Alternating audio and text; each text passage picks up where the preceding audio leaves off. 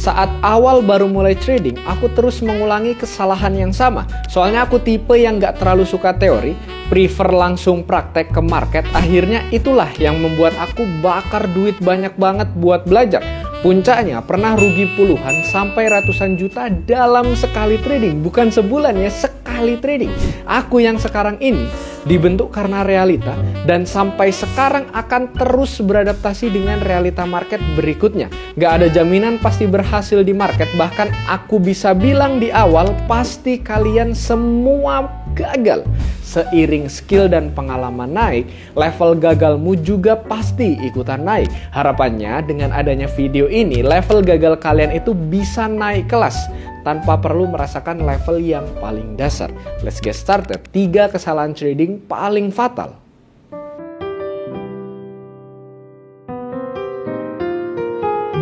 Video ini disponsori oleh aplikasi Finex, salah satu aplikasi trading yang cocok untuk orang awam karena minimal depositnya cuma 100.000. Bisa trading microlot 0,01 dan berlisensi serta teregulasi oleh Bapepti, KBI, dan JFX juga. Di Finex kamu bisa trading forex, kripto, saham, dan indeks juga. Bener-bener all-in-one application. Link registrasi Finex sudah aku taruh di deskripsi video ini ya. BTW, aku pernah bikinkan full tutorial cara trading di Finex dari 0 sampai profit. Cek aja videoku yang thumbnailnya kayak gini atau simply tinggal klik di ujung kanan atas. Balik lagi ke topik video. Isi dari video ini adalah real dari pengalamanku di market selama lebih dari 4 tahun. Bukan hasil googling atau kopas dari materi orang lain. Apalagi untuk kesalahan yang nomor 3 ini ya, ini bener-bener jadi jebakan buat aku sendiri. Langsung aja kita menuju ke kesalahan yang pertama, yaitu beginner's luck. Hah? Maksudnya? Masa keberuntungan kok jadi kesalahan? Aku jelasin dulu ya soal beginner's luck. Ini banyak banget orang yang ngalamin. Jadi saat baru banget pertama kali trading, biasanya mereka asal-asalan aja open posisi, buy atau sell asal pencet. Pokoknya pengen ngerasain trading lah gitu. Asal kok profit, dan biasanya jumlah profitnya itu lumayan gede secara persentase. Kalian pernah ngalamin nggak? Contoh modal 500 tiba-tiba asal trading jadi 1,5 juta. Artinya kan ini profit 300%. Kenapa bisa begitu? Karena biasanya di awal kita tradingnya itu tanpa melibatkan emosi. Ekspektasi juga nggak ada. Tujuannya cuma pengen ngerasain trading aja. Tapi percaya atau enggak, itulah awal kehancuranku dulu saat trading. Seiring berjalannya waktu, trading terasa makin berat. Open posisi buy malah turun, sell malah naik, terus-terusan begitu. Soalnya start di awal kita udah penuh percaya diri banget. Wah, gampang ternyata trading. Gua aja baru sekali nyoba langsung profit segini coy. Overconfidence. Akhirnya mulai tuh mengganggu emosi kalian saat trading. Jumlah open posisinya mulai ditambah, lot size mulai dinaikin, bahkan modal langsung besar. Cuman karena di awal ngerasain beginner's luck. Jadi jatuhnya seakan-akan kalian meremehkan pekerjaan ini. Padahal trading adalah pekerjaan high income yang membutuhkan skill yang kompeten. Sama halnya kayak dokter, pengacara, ataupun penyanyi. Bisa bayangin nggak kalau dokter tapi nggak tahu cara mendiagnosa penyakit, atau penyanyi yang nggak paham tangga nada? Pasti karirnya nggak akan bertahan lama kan? Sama halnya kalian di trading. Kalau di awal udah ngerasain profit padahal nggak paham technical analysis, nggak paham money management, nggak paham cara kontrol emosi, tinggal tunggu waktu aja kejatuhan kalian di market. Cepat atau lambat pasti jatuh. Aku bisa ngomong gini karena dulu pernah berada di titik itu. Setelah kalian sadar bahwa kalau kesuksesan kalian pas baru mulai trading itu adalah awal kehancuran, kita lanjut menuju ke kesalahan yang kedua. Technical analysis merupakan ilmu memprediksi market. Banyak orang berpikir ketika sudah menguasai ilmu technical maka mereka akan bisa memprediksi harga market. Ini juga mindsetku dulu saat tahun pertama berada di market, menjadikan segala pattern sebagai hafalan.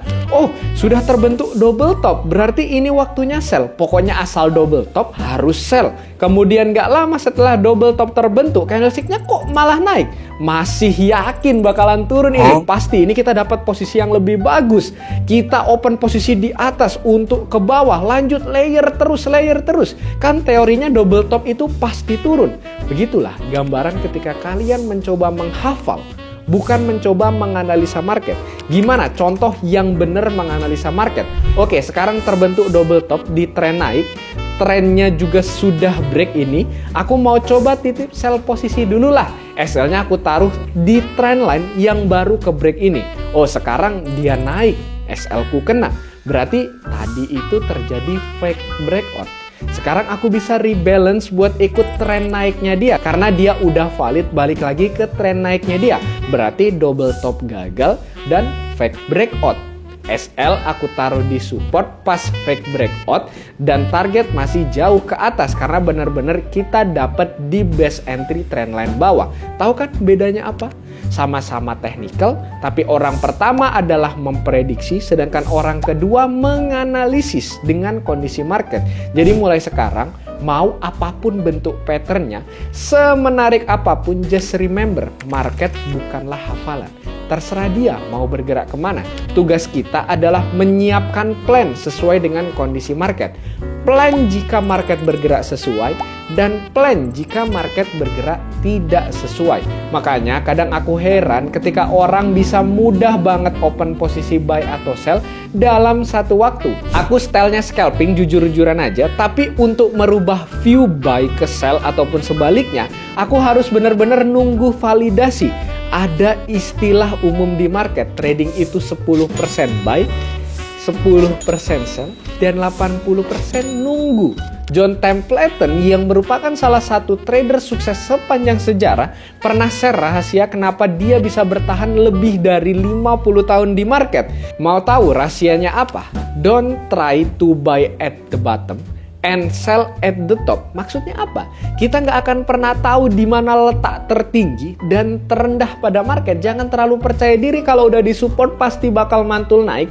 Begitu di resisten bakal balik turun. Lalu apa dong yang harus kita lakukan? Kalau semua technical kamu bilang salah bro. Tetap gunakan technical analysis. Jelas ya ini untuk menambah naratif kita. Tapi dilapis dengan proteksi plan jika tidak sesuai. Sudah berada di support, valid membentuk rejection level, ambil buy, jelas boleh. Tapi harus pasang SL di bawah supportnya. Worst case-nya, jika market tidak berjalan sesuai dengan plan trading, stop loss kita kesentuh, namun kita masih punya chance untuk open posisi rebalance dengan potensi profit yang lebih besar gitu. Kalau support ketembus SL kena, ya kita bisa lanjut ikut turunnya dia gitu. Sekarang kalian tahu kalau profit gede dan bisa technical analysis bukan jadi jaminan pasti bisa sukses dari trading. Seharusnya hal ini membuat kalian menjadi individu yang jauh lebih berhati-hati sebelum melakukan open posisi di market. Kita lanjut menuju ke kesalahan yang terakhir. Ini juga yang jadi jebakan buat aku, yaitu menganggap bahwa trading adalah matematika. Jujur, aku terjebak di kesalahan ini dalam waktu yang lama banget karena aku nganggap bahwa ini bukan sebuah kesalahan. Ya hal biasa aja kayak berhitung dalam trading. Aku berani yakin 100% yang nonton video ini masih melakukan kesalahan ini. Jadi contoh, kalian trading, katakanlah modal 1 juta. Trading. Dapatlah profit 100.000 hari ini doang gitu. Cuman karena hasil hari ini di otak kalian secara otomatis bakalan berhitung. Wah lumayan juga ya, sehari 100.000 berarti sebulan bisa dapat 3 juta.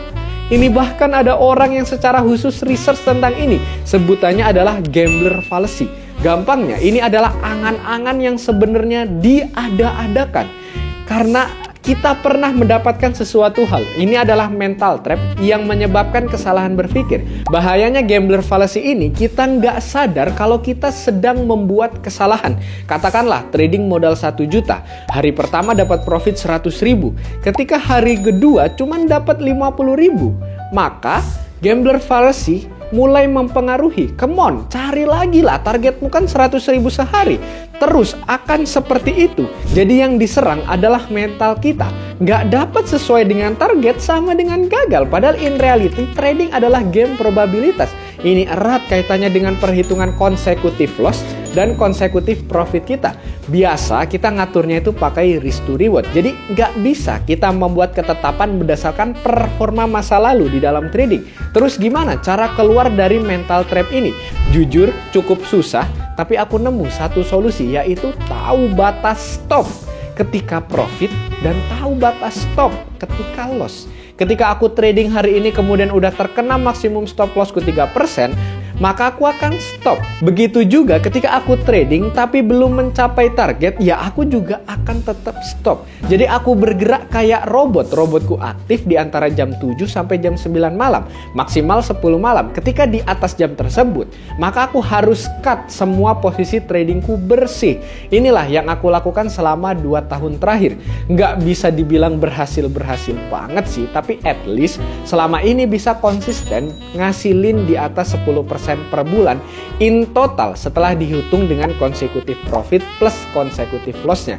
Jadi itulah 3 kesalahan dalam trading yang menyebabkanku rugi sampai ratusan juta per bulan. Kita coba rangkum lagi ya dari awal supaya kalian mudah mengingatnya dan jangan sampai diulangi. Pertama, terjebak dengan hasil dari beginner's luck.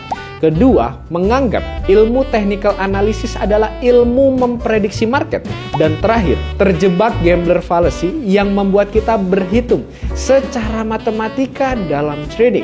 Aku bisa bilang ini adalah konten termahal yang pernah aku bikin karena harus kehilangan duit ratusan juta dulu coy, baru bisa kasih 3 nasihat ini ke kalian. Sebenarnya ini baru 3 dari 10 kesalahan yang pernah aku alami. Aku bakal bahas yang lainnya kalau video ini tembus lagi 1000 like. So, like video ini kalau kamu suka dan bagikan untuk mereka yang membutuhkan.